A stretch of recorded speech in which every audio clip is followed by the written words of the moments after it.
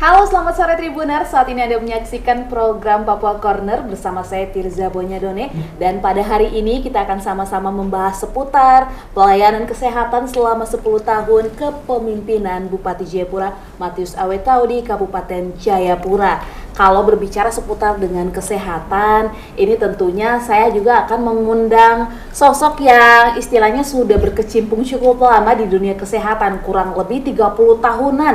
Ini jasa yang cukup luar biasa membangun tanah Papua, kota Jayapura, bahkan ke Kabupaten Jayapura selama 10 tahun juga. Dan saat ini sudah ada Pak Kairuli, Kepala Dinas Kesehatan Kabupaten Jayapura. Selamat siang, Pak. Selamat siang, Mbak Tirza dan Tribuners. Luar biasa ya, Pak. Ini gimana kabarnya ini, Pak? Wah, hari ini kita baru selesai merayakan 10 tahun kepemimpinan Pak Bupati, dan Pak Bupati baru kita antar pulang ke kediamannya bersama Pak Wakil.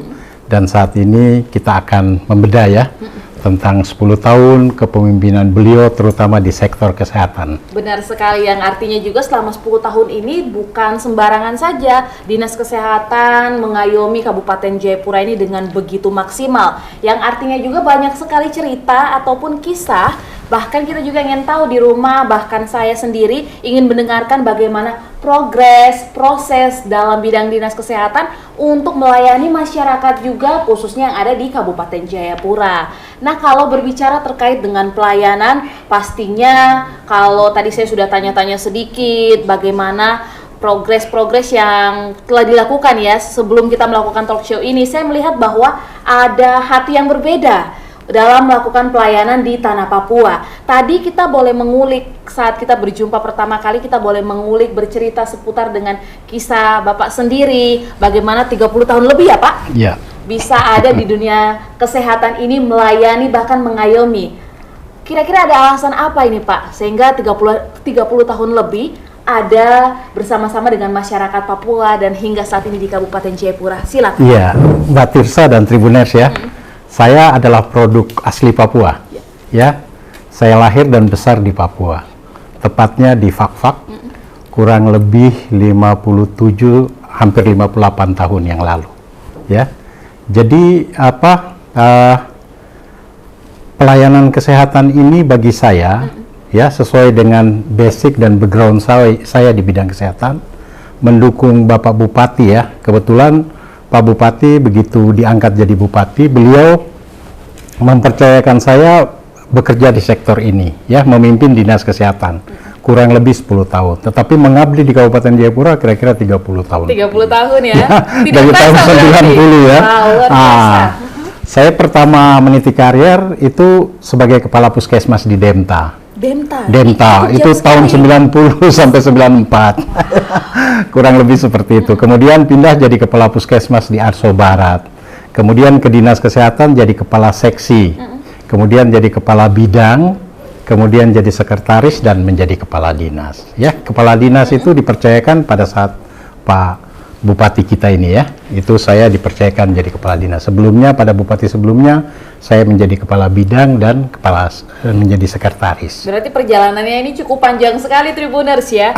Yang artinya sudah istilah kalau saya mau bilang bukan orang asing lagi dalam bidang kesehatan. Karena dari Demta sampai di Kabupaten Jayapura ini bukan sembarangan. Karena kalau kita lihat Demta ini kalau boleh tahu ini kisaran jaraknya juga cukup jauh ya Pak ya. Bahkan mau menuju ke kota juga ini sangatlah jauh dan perjalanan mungkin tidaklah mudah. Tapi itulah punya hati lahir besar di Fak-Fak dan sampai saat ini masih melayani masyarakat. Kira-kira Pak, mungkin selama meniti karir bahkan bersama-sama juga dengan Pak Bupati, apa sih yang paling berkesan sebelum kita masuk lebih dalam lagi? Iya, jadi beliau adalah pemimpin yang bagi saya itu seorang bapak yang luar biasa. Ya, selama 10 tahun ini bersama beliau, saya belum pernah mendapat marahan, belum pernah mendapat cacian. Yang ada adalah pembinaan ya, kemudian pengarahan yang luar biasa. Beliau sebagai pemimpin, saya salut sekali.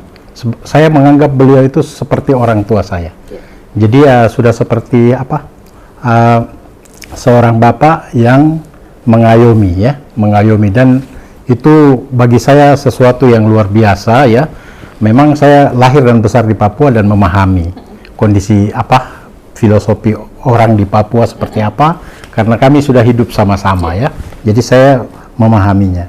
Dan selama kepemimpinan beliau ini, beliau mengarahkan hanya satu, beliau bilang, yang penting masyarakat kita itu mendapat layanan. Oleh sebab itu saya menerjemahkan, pertama itu harus ada petugas sampai ke tingkat yang paling rendah adalah di kampung. Ya, pelayanan kesehatan kan masyarakat kita itu butuh pertolongan yang tidak mungkin dilakukan oleh tenaga lain, tidak bisa disubstitusi. Misalnya kalau orang mengetik surat di kantor bisa disubstitusi. Betul. Yang bisa mengetik, oke, tolong bantu ngetik, bisa nggak? Tapi untuk pelayanan kesehatan harus orang yang betul-betul terdidik dan terlatih di bidang kesehatan. Nah, ini yang diterjemahkan dalam masa kepemimpinan beliau ini, bahwa kita mengembangkan sampai ke tingkat pustu, itu harus ada petugas di sana, sehingga minimal masyarakat itu mendapat sentuhan layanan. Ya, kehadiran negara itu bisa mereka rasakan. Ya, dan saya karena lahir besar di Papua dan memahami tentang kesulitan-kesulitan kita dulu di Papua mendapatkan layanan kesehatan, itu menjadi cambuk yang besar bagi saya untuk berpikir bagaimana masyarakat kita ini jangan susah seperti itu. Dengan apa kekuasaan yang diberikan pada saya memproduknya menjadi suatu produk di mana pelayanan kesehatan itu dekat kepada masyarakat. Ya. Yang artinya memang menyentuh tepat sasaran kepada masyarakat. Dan kita sudah saat ini membangun ya. Kita punya distrik di Kabupaten Jayapura itu 19 distrik. Tapi kita punya puskesmas ada 22. Bahkan ada satu distrik itu ada 2 puskesmas. Wow, luar biasa. Kemudian ada pustu kita itu sekitar sudah hampir 100 pustu ya. Pustu dan polindes ya. Jadi saat ini kita sudah sekitar 82% seluruh wilayah kita itu sudah terjangkau oleh pelayanan kesehatan. Tinggal sedikit lagi ada wilayah-wilayah sulit yang mungkin perlu kita jangkau ya, sehingga masyarakat di sana betul-betul merasakan kehadiran kesehatan itu bagi mereka. Tetapi daerah-daerah yang tidak bisa kita jangkau ini kita produk juga dalam bentuk pelayanan mobile clinic, pelayanan bergerak. Jadi ada pelayanan yang petugasnya kita datangkan ke kampung. Mereka tidur berhari-hari dengan masyarakat ya, mengkaji apa kebutuhan masyarakat tentang kesehatan. Mereka datang membantu ya, memberikan bantuan. Bahkan di luar tugas pokok kita juga kita kerjakan, karena daerah itu tidak tersentuh. Jadi betul-betul kehadiran negara itu dirasakan masyarakat. Bahkan Pak Bupati sendiri pernah datang dengan kita, dan di kampung itu sulit sekali, harus dijangkau dengan helikopter. Oke, berarti yang artinya sulit untuk kendaraan masuk ya? Tidak bisa.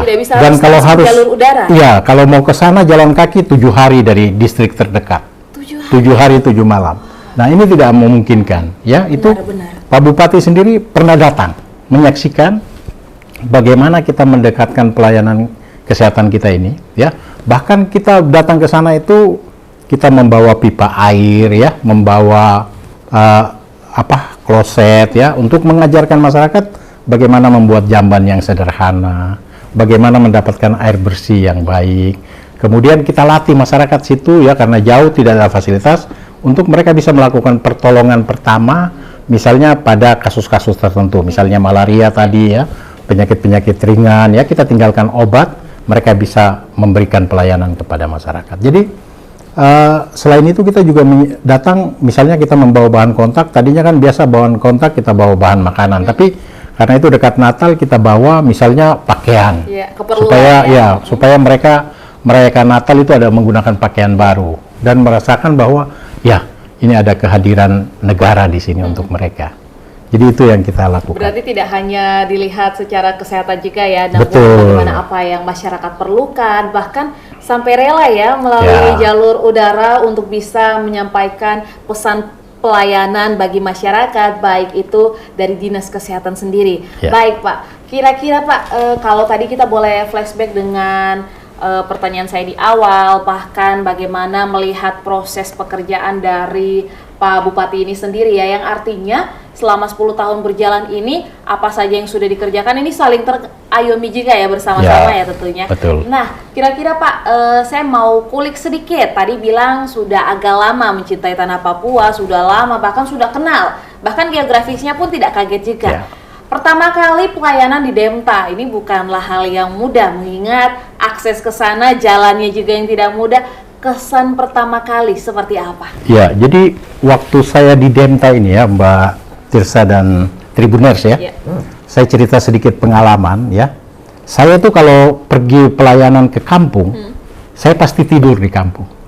Tidur bersama masyarakat. Ya, saya tidur dan saya mengkaji apa permasalahan mereka. Ya.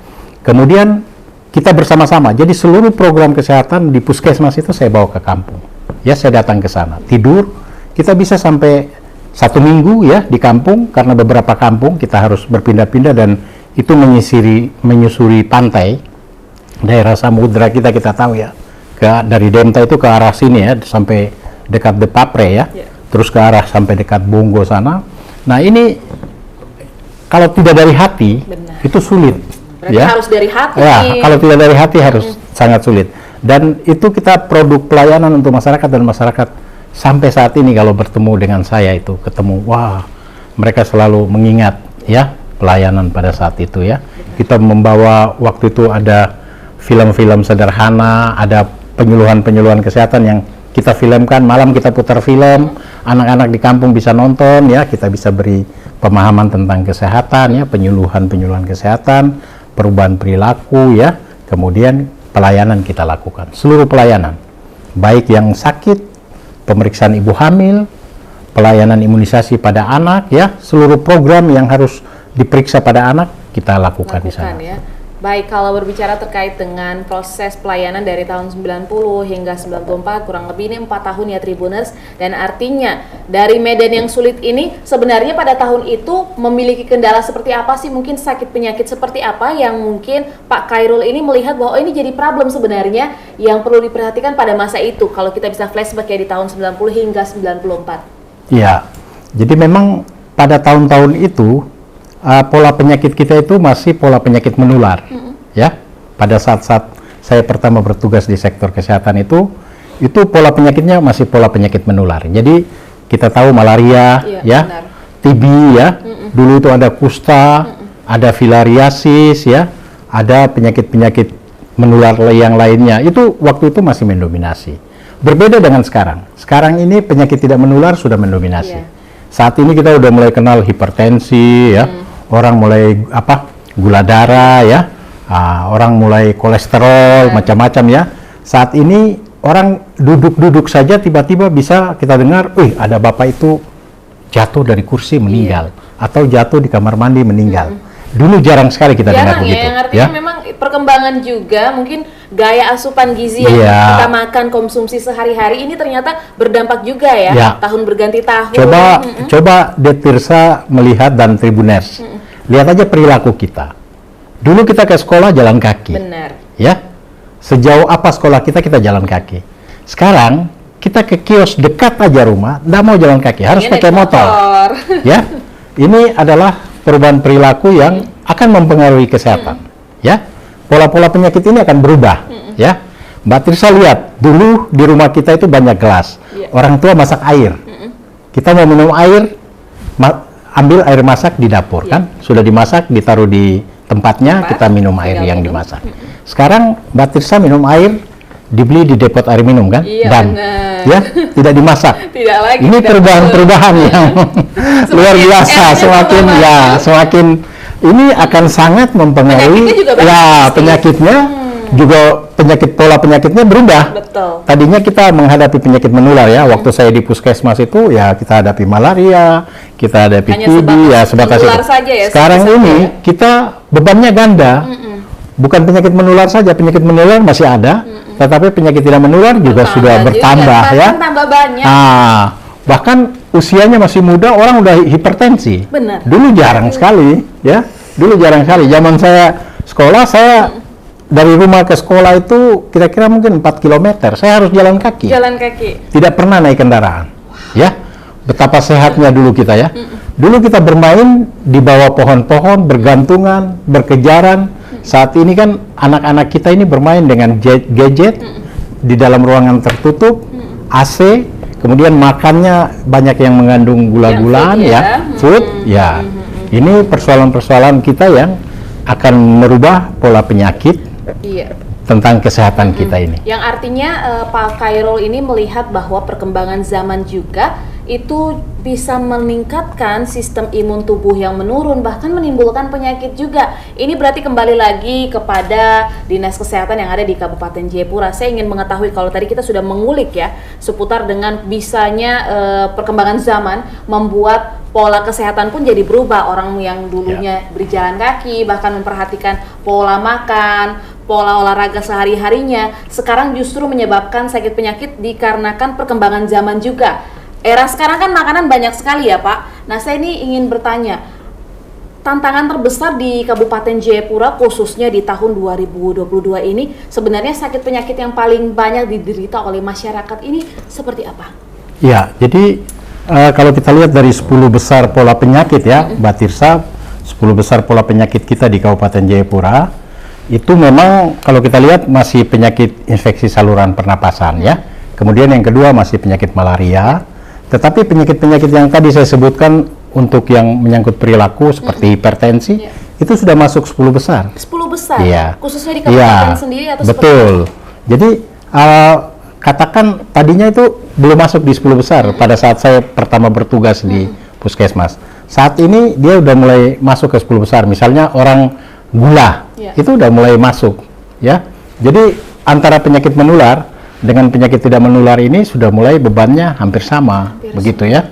Coba kita bayangkan aja, saya kalau ke kampung-kampung saya sering cerita ya, saya sering tanya.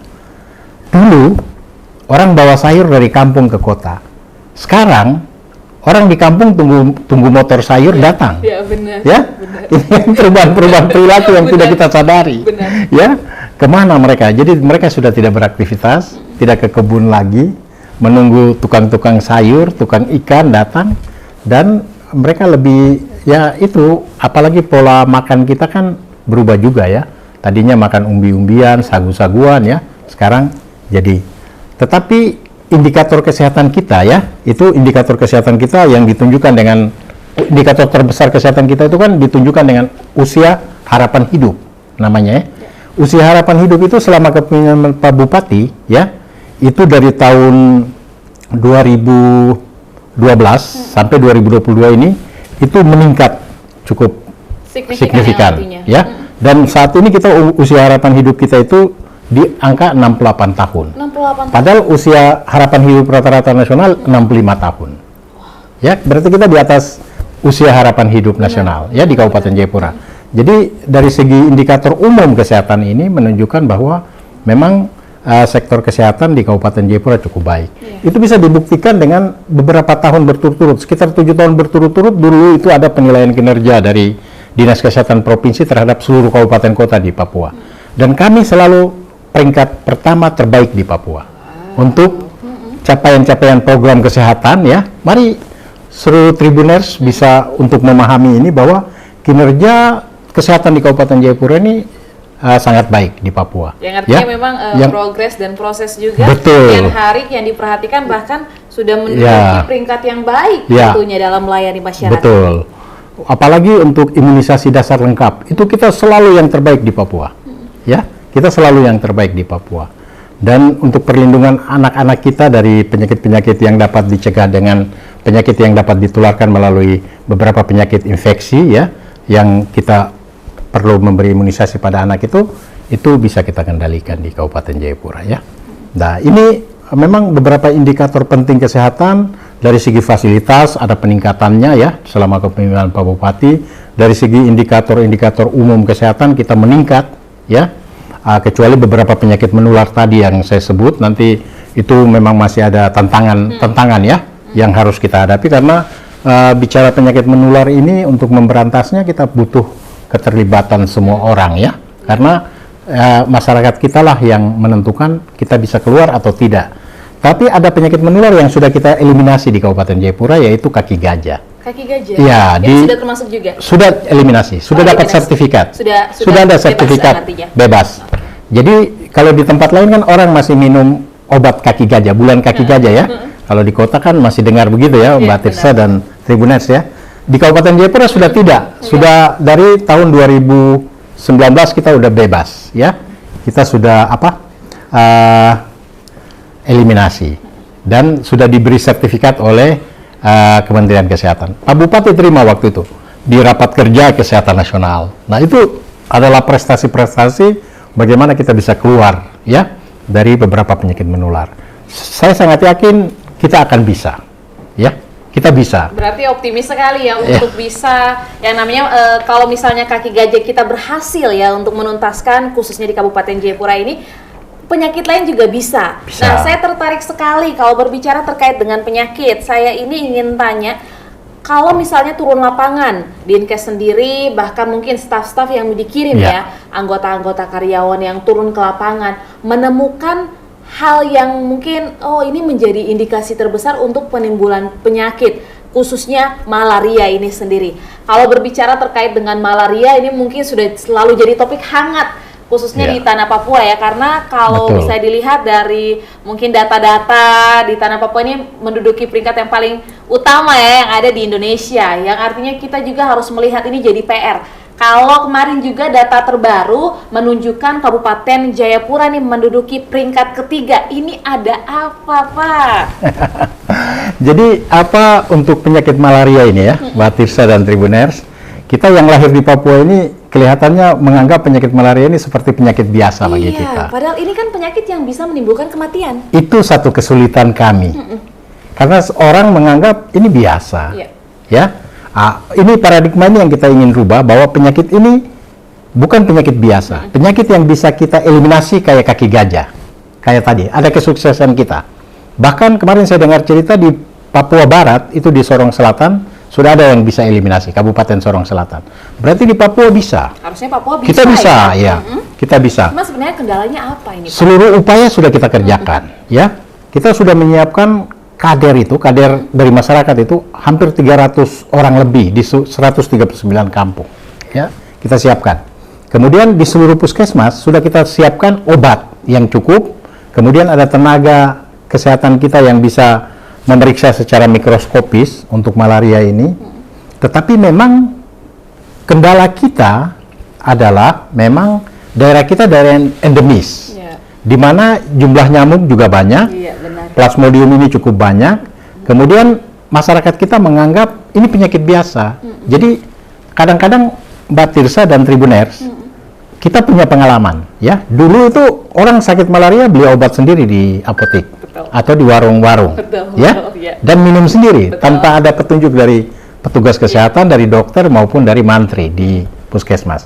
Mereka lakukan ini sendiri. Nah, ini satu tantangan yang berat bagi kita. Karena kalau mengobati malaria tidak tuntas, ini persoalan akan muncul di mana ya kumannya menjadi lebih kuat, ya, dan obat-obat tertentu seperti dulu kloroquine kita sudah resisten dan tidak bisa lagi digunakan. Sama sekali. Jadi sekarang kita sudah menggunakan obat malaria yang kombinasi terapi. Jadi sudah beberapa jenis obat digabung di dalam satu tablet, kemudian diberikan obat anti malaria, ya. Nah, kita berharap memang di bidang pengobatan ini, masyarakat kita bisa lebih disiplin saat ini. Bahwa minum obat itu harus sampai tuntas. Oh, ini karena mungkin kejadian tuntas, tidak tuntas, tidak selesai ya, timbul lagi. Dan di Papua ini, di Kabupaten Jayapura, banyak yang kita periksa. Kita kemarin melakukan pemeriksaan serentak ya. Serentak kita, orang sakit, orang tidak sakit kita periksa. Nah, kita temukan pada orang-orang yang tanpa gejala apa-apa, ada positif malaria. Cukup banyak. Bibit-bibitnya ya? Iya. Ini kan berbahaya. Berbahaya terhadap penularan ini. Nah, kalau kita menganggap kita tidak sakit, ya ngapain? Kan karena tidak rasa orang sakit di Papua itu konsepnya kalau sudah terkapar, tertidur betul. Tidak bisa apa-apa, baru diangkat ke rumah sakit. Ini baru sakit. Kalau cuman rasa meriang-meriang sedikit sebentar minum air panas sudah itu konsep sehat sakit kita di Papua kan seperti itu, ya. Oleh sebab itu untuk malaria ini juga tantangan kita kayak begitu. Banyak orang yang di dalam tubuhnya ada kuman malaria tapi dia tidak menyadari, ya, dan tidak timbul gejala. Nah, ini kan dia bisa pindahkan kuman kemana-mana, ya. Dia digigit nyamuk, gigit sama orang lain akan tertular malaria ini. itu tantangan kita sebenarnya, tantangan cukup besar kita. Baik. Jadi kita berharap memang dengan kader-kader ini, dengan adanya fasilitas kita yang makin luas, masyarakat kita yakin bisa kok. Kita periksa dengan baik, kita kendalikan faktor ya, misalnya lingkungan, katakan juga kalau lingkungannya banyak genangan juga, atau banyak di rumah banyak gantungan-gantungan pakaian, macam-macam ya, itu kan nyamuk suka situ. Berarti yang artinya kalau misalnya lingkungan kita tidak bersih, bahkan mungkin di dalam rumah kita tidak terawat juga, itu bisa jadi sarang betul, nyamuk, sarang nyamuk malaria, bisa menimbulkan itu, malaria. Karena nyamuk malaria kita kan cukup banyak di Papua ya. Faktornya itu cukup banyak. Dan berjenis-jenis ini, jenis nyamuknya juga banyak. Ya, itu perilaku nyamuknya juga macam-macam, itu diteliti ya. Jadi tetapi kita berharap bahwa pengobatannya kan sama. Jadi kalau bisa, kalau sudah sakit malaria, dapat obat, minum yang teratur. Tuntaskan, selesai. Jangan misalnya baru minum 1 hari sudah rasa enak, stop ya, obat yang lain dibuang. Ini kan ini jadi persoalan besar untuk kita kan. Apalagi misalnya yang tadi yang menganggap malaria itu biasa saja. Jadi tidak perlulah, kalau cuma meriang-meriang ya tidak perlulah kita periksa. Itu minum paracetamol saja sudah enak, sudah jalan. Penanganannya jadi salah karena masyarakat mungkin pada umumnya gini Pak. Kan biasanya kita temukan di lapangan, masyarakat kalau minum obat mereka merasa bahwa ini sakitnya bisa diatasi dengan obat ini. Sakit ini, tapi berarti tidak tuntas dan tidak teratasi ya. Artinya salah pengobatan bisa jadi penyakit. Bisa itu. Jadi kumannya makin kuat malah. Seperti kalau kita bertinju, kalau orang kena pukul, dia bisa berdiri itu kan biasanya lebih kuat. Dipukul lagi dia tidak akan jatuh lagi. Dia bisa membalas dengan kekuatan yang luar biasa. Nah, ini yang kita harapkan memang ada peran serta masyarakat. Termasuk bagaimana rekayasa lingkungan, katakan begitu ya. Kalau di kampung-kampung kan dulu ada kerja bakti Jumat begitu ya. Betul. Kalau ada genangan-genangan kecil, langsung bahkan di penelitian kita itu ada penelitian tentang vektor nyamuk ya. Ternyata yang ditemukan paling banyak itu di bekas kaki injakan sapi. Itu di situ banyak vektor nyamuk ya. Banyak jentik-jentik nyamuk. Di titik itu. Bayangkan aja injakan kaki sapi kan menimbulkan genangan yang kecil. Nah, di situ ternyata perindukan nyamuk yang cukup lumayan. Kita di sini hampir semua daerah orang pelihara sapi, dan di dekat kampung itu orang menganggap di genangan-genangan besar saja, padahal tidak. Yang sederhana, kecil yang tidak terlihat bisa menimbulkan penyakit di situ.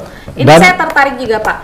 Maaf saya potong, Pak. Kira-kira tadi kan Bapak bilang dari hal-hal kecil masyarakat sebenarnya harus sadar. Nah, saya ini ingin tanya sedikit sebelum Bapak melanjutkan. Kira-kira sebenarnya bibit malaria ini sudah dari kami anak-anak kah? Atau sebenarnya kita dari anak-anak tidak akan kena malaria sebenarnya? Atau memang generasi di Papua bahkan pasti kena malaria? Iya, jadi ini kan namanya plasmodium ya. Dia hidup itu kan di dalam darah dan di dalam nyamuk. Ya, sekarang kalau di dalam darah saya ada kuman malaria. Tetapi tidak ada nyamuk yang menggigit saya, maka nyamuk tidak mungkin memindahkan pada orang lain. Nah, ketika ada di nyamuk, tapi nyamuknya tidak bisa menggigit kita karena kita tidur dalam kelambu atau di rumah kita semprot, maka nyamuk itu dia akan sampai mati, tidak akan menebarkan kuman malaria. Tapi yang terjadi adalah orang sakit malaria, nyamuk yang ada kuman malaria ini saling memindahkan plasmodiumnya dengan cepat. Ya, jadi malaria ini kan ada vektornya. Beda dengan misalnya kalau penyakit kayak COVID kemarin, ya misalnya dari saya karena bernapas langsung bisa Mbak Tisa kena. Tapi kalau malaria beda, harus lewat gigitan nyamuk. Nyamuknya namanya nyamuk Anopheles. Ya, gitu. Nah, kalaulah begini, di Jawa, di tempat-tempat yang sudah tidak ada malaria itu bukan tidak ada nyamuk Anopheles. Ada nyamuk Anopheles, tapi plasmodiumnya sudah diputus, jadi rantai penularannya terputus. Misalnya di tubuh seluruh masyarakatnya tidak ada malaria lagi, nyamuk gigi kita dia tidak dapat kuman malaria. Dia pergi gigit orang lain pun nggak apa-apa, nggak kena malaria. Nah, di kita orang yang sakit malaria banyak, di nyamuk juga banyak plasmodiumnya. Nah ini saling ini ya, jadi saling bertukar ya istilahnya begitu. Jadi ya inilah kesulitan-kesulitan kita, tetapi pasti bisa, pasti kita bisa kurangi jumlah nyamuknya, ya, populasi nyamuknya, vektornya, kemudian di tubuh manusia yang sakit ini harus kita obati. Benar. Nah itu kalau ini bersih di tubuh manusia seluruhnya kita obati, makanya kemarin kita lakukan serempak. Pada waktu yang sama, dalam waktu 1 minggu, seluruh masyarakat di Kabupaten Jayapura kita periksa malaria. Kita periksa, kalau ketemu kita obati. Nah Pak, berarti artinya banyak hal sudah dilakukan oleh pihak Kabupaten Jayapura, khususnya Dinkes ini sendiri ya, yang artinya memang sadar bahwa problem malaria hingga bisa capai ke peringkat ketiga, khususnya di Provinsi Papua, ini benar-benar disadari bahwa ini problem terbesar. Bukan artinya kita harus bersantai saja, masyarakat pun harus sadar. Nah Pak, kira-kira sudah melakukan hal apa saja untuk bisa sampai ke tahap ini? Iya, jadi kelambunisasi massal sudah kita bagi ya. Kelambu kepada seluruh masyarakat, kita berharap mereka tidur dalam kelambu. Tapi ada juga yang mengeluh kalau tidur dalam kelambu panas. Oke lah, benar. Kalau di rumah ada khas nyamuk dipasang di kamar, sebelum tidur ada semprot, bisa disemprot bagi yang mampu. Tapi kalau di kampung-kampung mungkin perlu bisa kita sarankan kepada kader-kader untuk menanam tanaman yang tidak disukai oleh nyamuk. Misalnya serai itu, bau serai itu tidak disukai oleh nyamuk. Tidak disukai oleh nyamuk. Kalau banyak serai di sekitar rumah kita, nyamuk akan berkurang. Nyamuk malaria ini akan berkurang. Itu hal sederhana saja. Coba Mbak Tirsa atau para tribuners kemana, misalnya kita ke kampung ya, tiba-tiba di kampung itu banyak nyamuk. Ambil saja serai, pukul, baunya kan keluar kan? Taruh aja di kamar. Coba apa? Eksperimen sendiri aja, yang saya sebut ini, ya. Misalnya tidak ada obat nyamuk situ, cari saja. Mungkin di kampung ada serai, oke kita pukul-pukul serai, kasih baunya keluar, kita taruh di kamar. Nyamuknya akan pergi. Pergi ya? Ya. Wow, ini bisa jadi kita coba ya? Iya, nyamuknya akan pergi. Artinya ada tumbuhan-tumbuhan tertentu yang tidak disukai nyamuk. Ya, itu bisa kita tanam di sekitar rumah sehingga rumah kita nyamuknya berkurang. Kalau nyamuknya berkurang kan berarti kemungkinan kita tergigit kan kecil. Iya, betul. Kebiasaan kita di Papua juga kan sore sampai malam, misalnya jam 6 sampai jam 9, masyarakat kita pulang dari kebun, mungkin mereka cerita-cerita depan rumah atau di bawah-bawah pohon. Betul. Nah, ini kan berarti peluang tergigit nyamuk, ya, tergigit nyamuk. Itu soal kita. Jadi perilaku-perilaku begini bagaimana caranya? Karena ini kebiasaan. Kebiasaan ini kan tidak mungkin kita suruh, jangan duduk di depan rumah ya jam. Padahal disitulah mereka bercerita dan mungkin merasa puas ya, bisa bercerita dengan tetangga, bisa bercerita dengan kerabat, dengan saudara ya.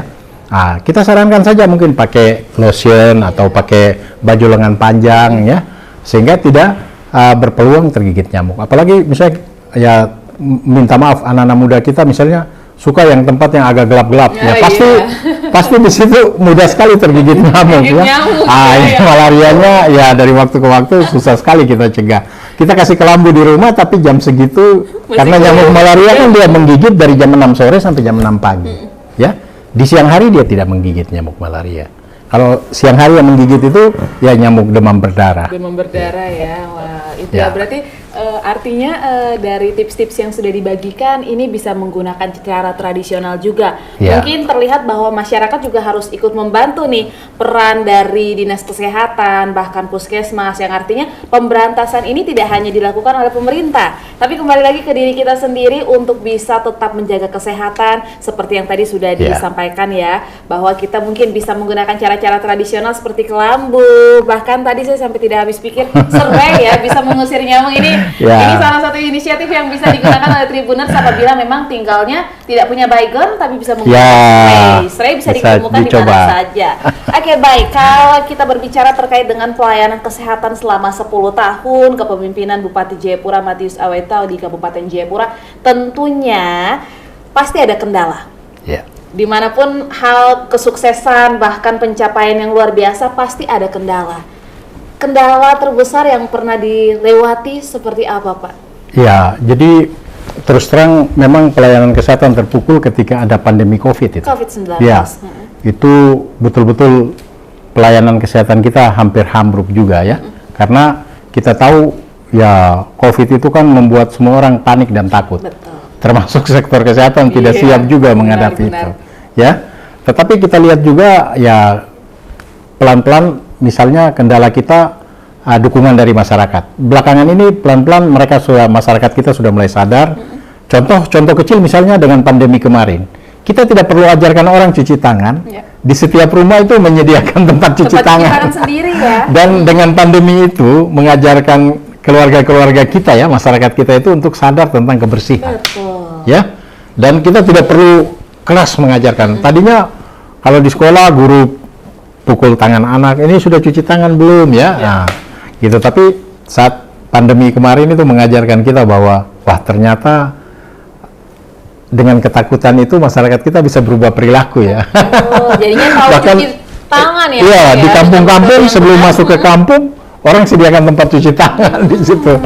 Nah, ini ya kita bersyukur ya, walaupun pandemi itu memang menghantam kita, tetapi ada memberi pelajaran yang berharga bagi kita ya. Betul. Di mana perubahan perilaku di masyarakat kita untuk kesehatan ini sangat bermakna. Baik, ini kalau berbicara terkait dengan COVID-19 sendiri, tadi kan Bapak sudah menjelaskan juga bahwa ini merupakan tantangan ya, tapi juga bersyukur ya, karena masyarakat jadinya bisa memahami arti kebersihan juga, dan lebih mementingkan keselamatan keluarga juga. Saya tertarik menanyakan, kalau berbicara COVID-19, tentunya masyarakat juga semakin hari semakin bertambah di Kabupaten Jayapura ini sendiri.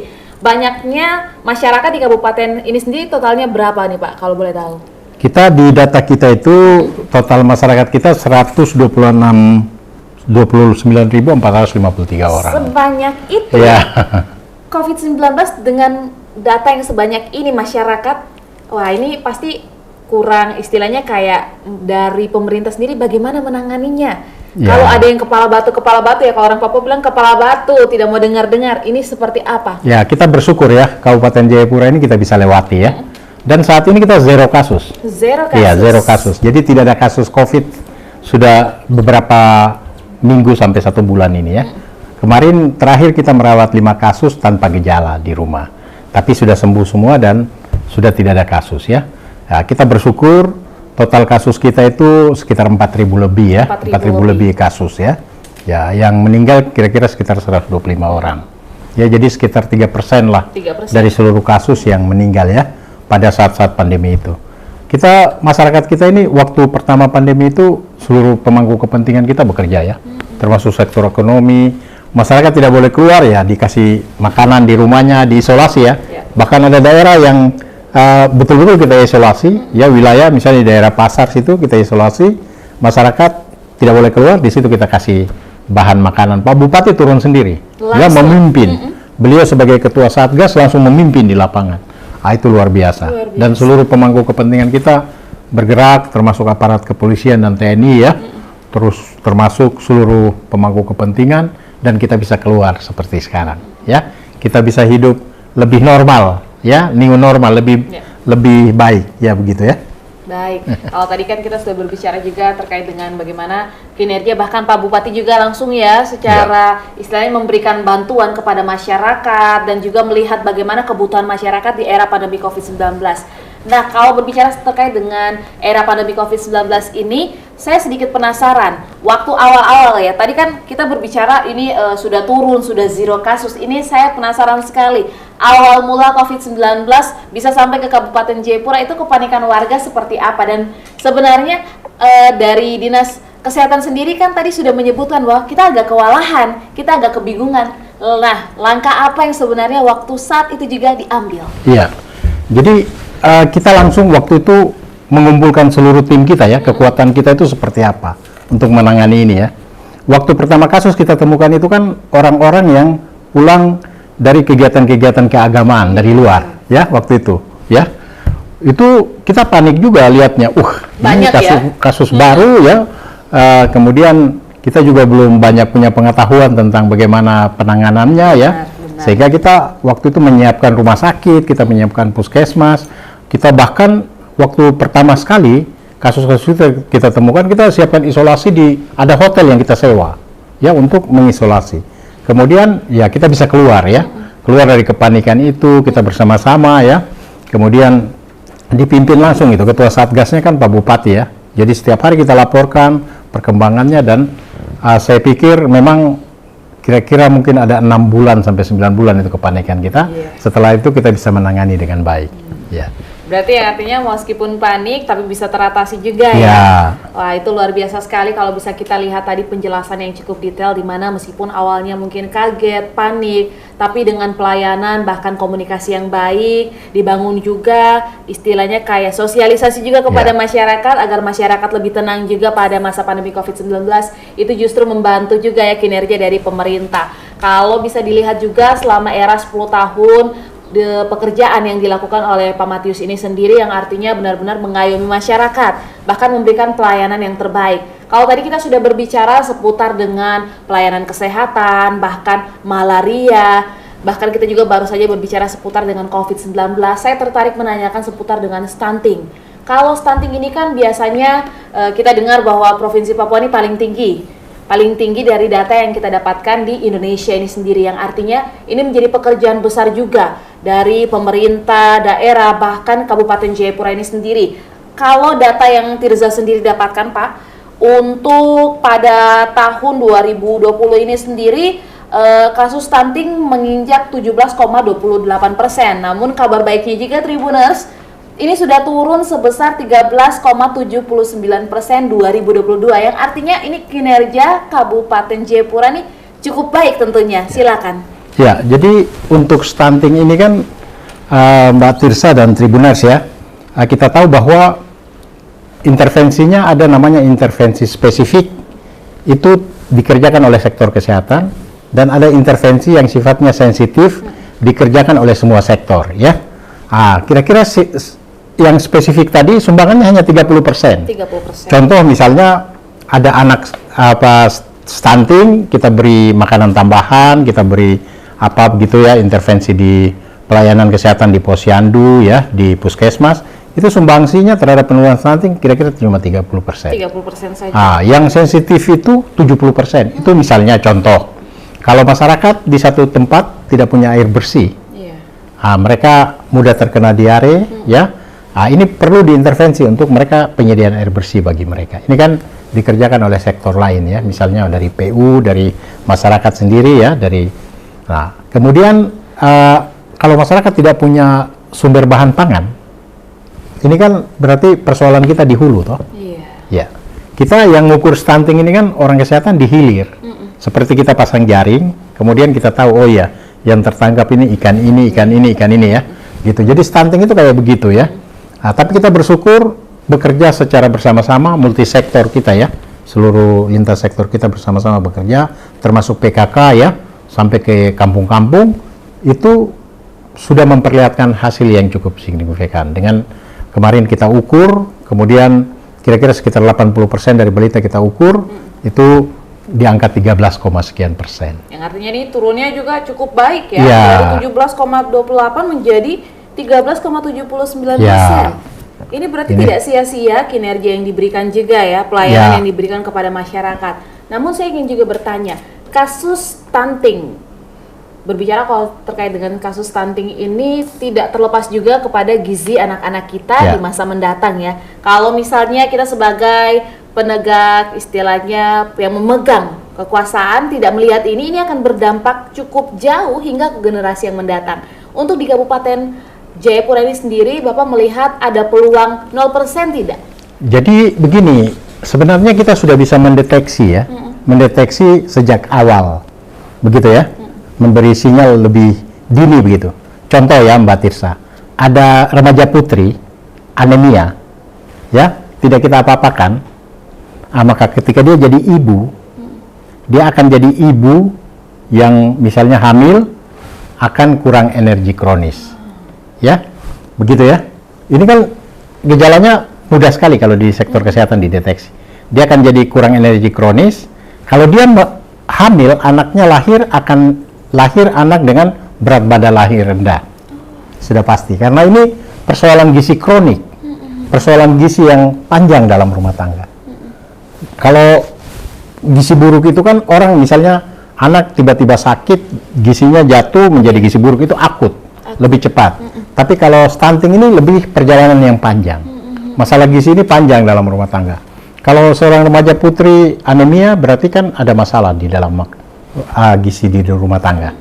Sampai ketika dia hamil, ibunya hamil ya, diukur kan sering di bidan di puskesmas diukur pakai lingkar lengan. Iya. Nah, lingkar lengan itu kalau kurang dari 23,5 berarti lingkar lengan berarti dia kurang energi kronis. Kurang energi kronis itu berarti ada masalah gizi yang panjang dalam rumah tangga. Berarti ada asupan, ada persoalan lain, misalnya tadi sanitasi, mungkin tidak ada jamban di situ, anak-anak mungkin sering terinfeksi ya. Nah, ini kan persoalan-persoalan di dalam keluarga kita yang harus kita atasi kan. Nah, oleh sebab itu, ini untuk menangani stunting ini butuh keterlibatan semua sektor, tidak bisa hanya sektor kesehatan saja, ya. Sehingga kalau ada pun keberhasilan, itu adalah keberhasilan kita bersama, ya, dalam menurunkan stunting. Baik, kalau berbicara terkait dengan penurunan stunting dan lain-lain, ini fokusnya misalnya kayak tadi Bapak sudah sebutkan, dari ibu bisa turun ke anak ya, yang artinya pola hidup sehat juga harus diperhatikan. Ya. Namun perlu digarisbawahi lagi, bahwasannya di daerah Jayapura maupun Kabupaten Jayapura ada memiliki beberapa titik-titik yang mungkin sulit diakses, bahkan mungkin untuk makanan yang bergizi saja mereka susah, air bersih saja ini masih susah untuk didapatkan. Ini seperti apa? Ya, jadi itu yang di dalam tim di kabupaten kita bicarakan. Misalnya kalau kita sudah tetapkan kampung ini menjadi masalah kita bersama yang harus kita atasi, maka semua sektor programnya akan masuk ke situ.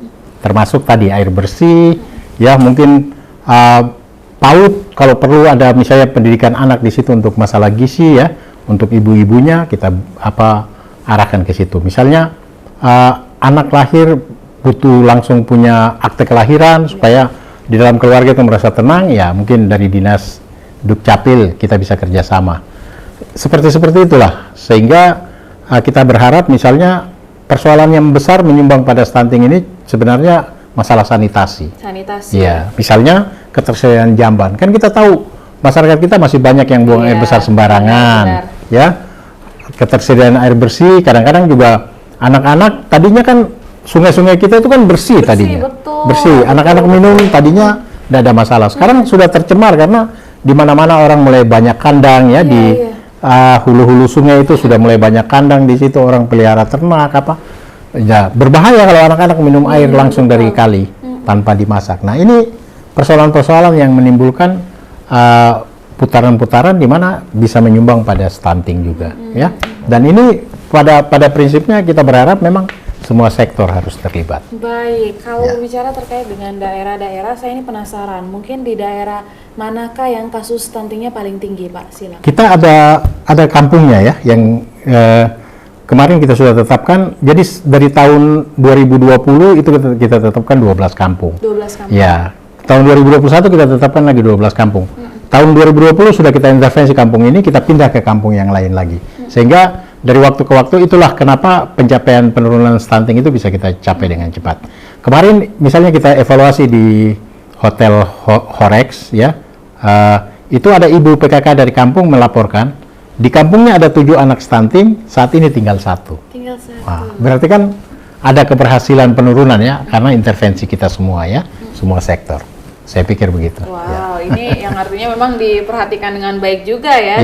Kolaborasi antar setiap divisi, bahkan sektor-sektor pelayanan juga harus dilihat.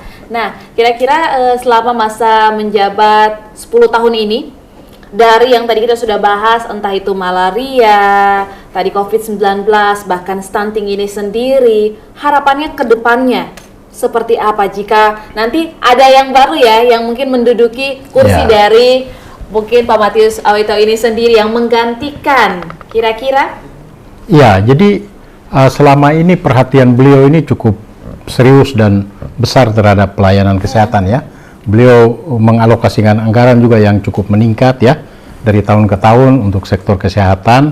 Kemudian beliau juga waktu itu saya pernah dengan beliau ke Airu ya, tempat yang cukup jauh ya, terpencil. Beliau ingin, Pak Kadis, bisa nggak di Airu ini ada puskesmas yang megah kayak di Sentani? Dan pada tahun 2019 itu beliau pergi resmikan ya puskesmas di Airu yang megahnya sama dengan Sentani. Jadi orang di Airu sekarang memiliki fasilitas kesehatan yang sama dengan Sentani, dan tenaga kesehatan yang kita sediakan di sana lengkap. Ya, jadi memang kita berharap ya mungkin siapapun yang mengganti beliau sebagai bupati, kesehatan ini adalah hak dasar masyarakat. Benar. Hak dasar, ya. Kami kan sebagai pemimpin di Dinas Kesehatan hanya bisa menerjemahkan apa yang menjadi garis daripada pemimpin di kabupaten, ya. Kami terjemahkan sesuai dengan, karena beliau itu, Pak Bupati ini betul-betul sangat mencintai rakyatnya dan ingin rakyatnya tersentuh oleh pelayanan kesehatan. Bahkan satu mimpi beliau yang mungkin belum pernah bisa kita terjemahkan itu adalah sampai saat ini beliau ingin orang di Kabupaten Jayapura ini pakai KTP saja atau pakai apa saja, tidak usah pakai apa-apa, datang ke fasilitas dilayani saja, begitu. Baik. Tidak usah apa macam-macam ribet-ribet gitu. lagi Ribet-ribet, ya. tidak usah. Cukup akses itu satu ya, saja langsung sudah bisa dapat layanan yang terbaik betul. pastinya. Itu keinginan beliau yang mungkin sampai saat ini kita masih mencari-cari formula untuk menerjemahkannya. Baik, ini luar biasa sekali, yang artinya memang punya harapan yang besar selama 10 tahun menjabat, bahkan kurang lebih akan selesai ya dalam beberapa hari ini ya. Sudah selesai tadi. Selesai. Dan pastinya juga saat nantinya ada yang menduduki kursi yang baru, harapannya ke depannya seperti apa, Pak? Ya, kita berharap, saya pikir setiap pemimpin itu kan pasti punya perhatian ya, terutama ya pelayanan dasar ini kan pendidikan, kesehatan, infrastruktur, ekonomi ya. Saya pikir ya mudah-mudahan kita berharap ada sinergitas ya, kemudian ada komunikasi yang baik, dan kami selalu loyal pada siapapun pemimpinnya dan akan bekerja sesuai dengan arahan pimpinan. Baik Pak, kira-kira untuk closing statement kita ini sendiri, selama 10 tahun menjabat, mungkin pesan-pesannya sendiri seperti apa? Ya, terima kasih Bapak Bupati ya, Bapak Matius Awe itu dan Bapak Giri Wijayantoro telah membimbing kami ya, memberikan arahan-arahan sehingga pekerjaan kami di sektor kesehatan ini bisa kami jalankan sesuai dengan harapan dan keinginan beliau ya sebagai pemimpin daerah, dan kita melihat bahwa tidak terlalu banyak keluhan di sektor ini ya dari masyarakat. Mereka bisa mendapat pelayanan sampai ke tingkat kampung, dan inilah kebanggaan kami. Perintah pimpinan itu adalah kehormatan bagi kami kalau bisa kami kerjakan. Jadi suatu kehormatan yang luar biasa kami bisa mengerjakan apa yang diperintahkan oleh pimpinan.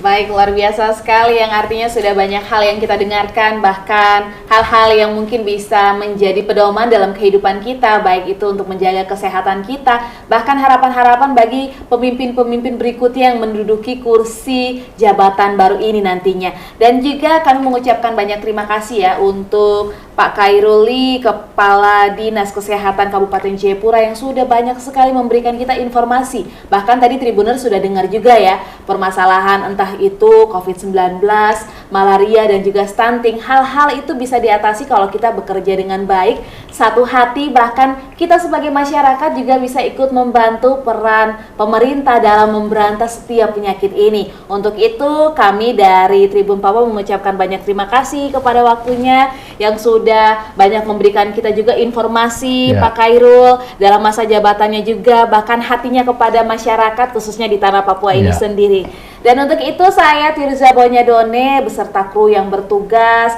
melaporkan langsung dari kantor Tribun Papua, maksud saya kantor Bupati Jayapura, dalam program Papua Corner dengan tema pelayanan kesehatan selama 10 tahun kepemimpinan Bupati Jayapura Matius Awe Tau di Kabupaten Jayapura. Untuk itu salam sehat dan sampai jumpa. Salam sehat.